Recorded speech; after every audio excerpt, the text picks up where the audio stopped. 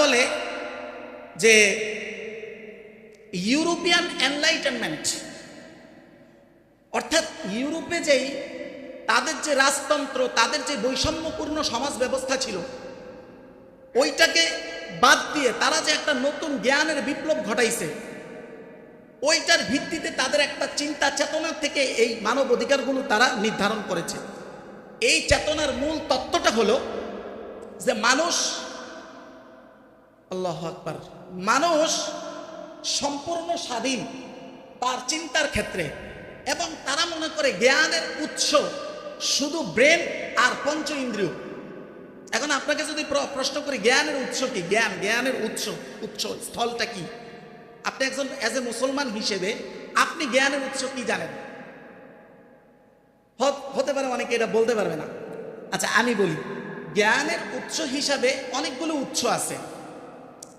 এর মধ্যে তারা যেটা বলে যে ব্রেন, চিন্তা, পঞ্চ ইন্দ্রিয় বুঝেননি? মানুষের পাঁচটা, যেমন ওই যে নাকের ঘ্রাণ শক্তি, কানে, এগুলো তো জানেনি, আর বলার দরকার নেই। এই পঞ্চ ইন্দ্রিয় হলো জ্ঞানের মূল উৎস। আমরা বলি হ্যাঁ এটা জ্ঞানের মূল উৎস, তবে এটা ভুলের সম্ভাবনাময়ী জ্ঞানের উৎস, মানে এখানে ভুল হইতে পারে, আরো বুঝাই বলতেছি। তবে আমাদের কাছে একটা নির্ভেজাল নির্ভুল জ্ঞানের উৎস আছে। বলেন সেটা কি? আল্লাহর কোরআন, আল্লাহর পক্ষ থেকে নাজিল হওয়া কিতাব। কিন্তু ওই জ্ঞানের উৎসকে তারা টোটালি মানে না। এই জন্যই দেখবেন এই আধুনিকতা যারা মেনে নিছে, তারা দেখবেন জ্ঞানের ভুলের সম্ভাবনাময় উৎস দিয়ে তারা জ্ঞানের নির্বল উৎসকে তারা প্রশ্ন করে, অর্থাৎ কোরআন ও ইসলামকে প্রশ্ন করে, যেটা শয়তান করেছিল। শয়তান তার চিন্তা থেকে তার প্রশ্ন আসছে যে আল্লাহ তাআলা যে আদেশটা দিছে এটা তার যুক্তিতে ঠিক না, সে সাথে সাথে প্রশ্ন করে বসছে। কিন্তু এই জায়গায় যদি শয়তান এই কাজটা না করে, সে এটা চিন্তা করতো, গবেষণা করতো, এটাতে কোনো নিষেধ নাই যে আল্লাহ আমি এটা মেনে নিছি, কোনো সমস্যা নাই, তবে আমার এটা বুঝে আসে না, আপনি বুঝিয়ে দেন। তো সে এইটা বলে নাই, সে বলছে যে না এটা তো হতে পারে না, এটা তো যৌক্তিক না। তখনই শয়তান হয়ে গেল। এখন ব্যাপার হইল জ্ঞানের ব্রেন এবং পঞ্চ ইন্দ্রিয় যে জ্ঞানের নির্বল উৎস না, এটার প্রমাণ কি? এটার প্রমাণ হলো বিজ্ঞানীরা যেসব থিওরি বের করে, এটা কি দিয়ে বের করে? ব্রেন দিয়ে বের করে, তাই না?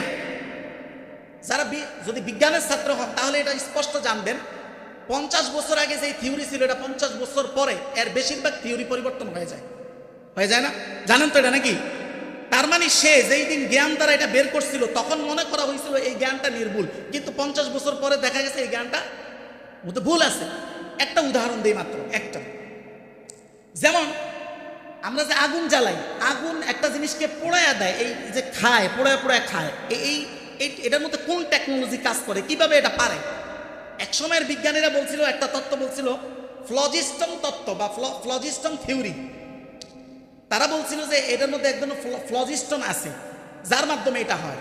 এটা তৎকালীন সময়ের জ্ঞান ছিল, কিন্তু সময় কাল আস্তে আস্তে আস্তে একটা সময় বের হলো যে না, আসলে ফ্লজিস্টন নামে আগুনের মধ্যে কোনো কিছুই নাই, বরং আগুন যে জ্বালাইতে পারে এটার মূল সাহায্যকারী বস্তু হলো অক্সিজেন।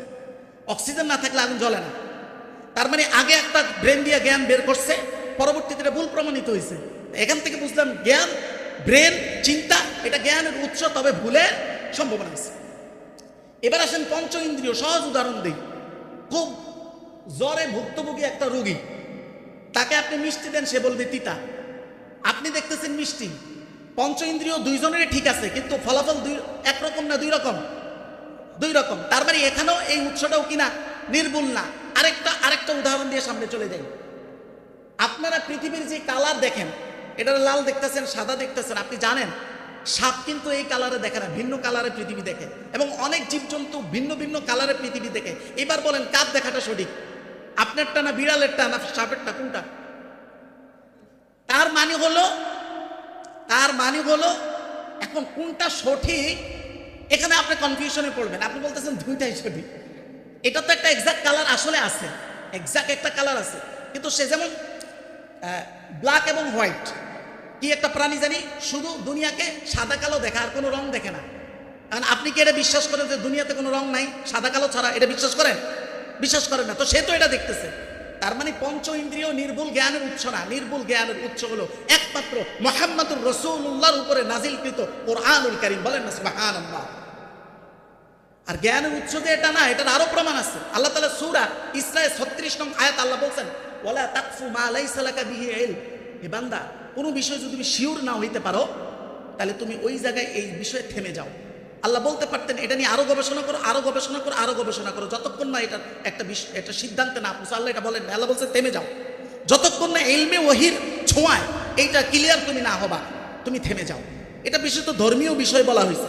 তো উদাহরণটা আমি এই জন্য দিছি, আল্লাহ তাআলা যদি জ্ঞানের এই উৎস নির্ভুল হইতো, আল্লাহ চিন্তা করতে বলতেন, আরো চিন্তা করতে বলতেন, আরো চিন্তা করতে, থেমে যাইতে বলতেন না। এটা হলো 1 নাম্বার কথা। এরপরে আসেন, এই জন্যই আল্লাহ তাআলা কোরআনুল কারীমে একবারে বলে দিয়েছেন, যালিকাল কিতাব লা রাইবা ফি। এটার ভিতরে কোনো সন্দেহ নেই, এটা নির্ভেজাল জ্ঞানের উৎস। এখন তাদের এই যে তত্ত্ব যেখান থেকে শুরু হয়েছে, এখানে আবার ইসলামের সাথে একটা চিরন্তন দ্বন্দ্ব। তারা মনে করে জ্ঞানের উৎস ইতিহাস, অথবা জ্ঞানের উৎস হলো পঞ্চ ইন্দ্রিয়, জ্ঞানের উৎস ব্রেন, আর এই জ্ঞানের উৎসই হলো আসল। ইলমে ওয়াহির কোনো অস্তিত্বই নাই। এখানে ইসলামের সাথে চিরন্তন দ্বন্দ্ব। হয় আপনি সেকুলার হবেন, হয় মুসলমান হবেন, দুইটা একসাথে হওয়া সম্ভব না। এটা হলো একটা প্রেক্ষাপট, ইতিহাস। 2 নাম্বার প্রেক্ষাপট হলো ফ্রান্স রেভলিউশন। ফ্রান্সের রেভলিউশন, আচ্ছা ফ্রান্সের রেভলিউশন হয়েছে কি জন্য? সেটা তাদের রাজতান্ত্রিক, তারপরে তাদের যে সমাজ ব্যবস্থা, খ্রিস্টীয় ধর্মভিত্তিক বৈষম্যপূর্ণ সমাজ ব্যবস্থা, ওইটার বিরুদ্ধে তাদের একটা চিন্তার নতুন গঠন। কিন্তু এই চিন্তার ঘটনা আবার ইসলামের সাথে কন্ট্রাডিক্ট করে। কিভাবে? তারা বলে মানুষ চিন্তার ক্ষেত্রে পূর্ণ স্বাধীন, মানুষ চিন্তার ক্ষেত্রে পূর্ণ স্বাধীন। কিন্তু কোরআন বলে না, মানুষ আল্লাহ এবং তার রাসূলের বিধানের মধ্যে স্বাধীন, তার বাহিরে না। তার মানে কোরআন ও সুন্নাহর বিধান যদি একটা মাথার উপরে ছাদ হয়, তাহলে আপনি ছাদের নিচে স্বাধীন, ছাদের বাইরে না। আয়াত দেখেন, আল্লাহ তাআলা কোরআনুল কারীমের সূরা আহজাবের আয়াত নং 36 আল্লাহ তাআলা বলতেছেন, ওয়ামা কানা লিমুমিনিন ওয়ালা মুমিনাতিন ইযা কাদাল্লাহু ওয়া রাসূলুহু আমরান আন ইয়াকুনা লাহুমুল খিয়ারা। একজন মুমিন, একজন মুমিনার জন্য এই রাইট নাই, তার এই অধিকার নাই, আল্লাহ এবং তার রাসূল কোনো সিদ্ধান্ত নেওয়ার পরে এই সিদ্ধান্তের বিরুদ্ধে সে কোনো মত পোষণ করবে, এটা মুমিন এবং মুমিনের এই অধিকার। এটা আল্লাহ বলতেছে। শুধু তাই না, তারা বলে তুমি বাঁচবা কি জন্য? নিজের জন্য। আল্লাহ বলে না, কে বলছে? আমি পাঠাইছি, আমি সৃষ্টি করেছি, তার সৃষ্টি তত্ত্বই মানে না। আল্লাহ বলেন না।